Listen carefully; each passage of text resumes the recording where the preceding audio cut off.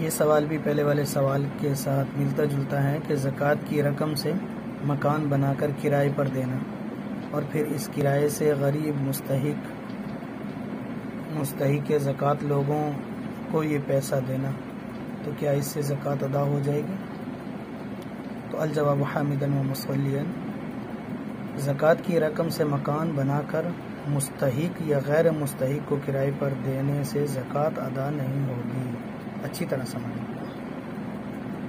کیونکہ زکوٰۃ ادا ہونے کے لیے یہ شرط ہے کہ زکوٰۃ کے حقدار کو بلا عوض مالک بنا دیا جائے، اور وہ یہ شرط نہیں پائی جا رہی۔ جائے کہ آپ جو ہیں اس کے کرایہ جو آئے اس سے غرباء فقراء جو زکوٰۃ کے مستحق ہیں ان کو یہ دیتے رہیں پوری عمر دیتے رہیں، لیکن آپ کی وہ زکوٰۃ جو اس مکان کے اوپر جو پیسہ خرچ ہوا ہے، جو زکوٰۃ کی رقم خرچ ہوئی ہے، وہ ادا نہیں ہوگی۔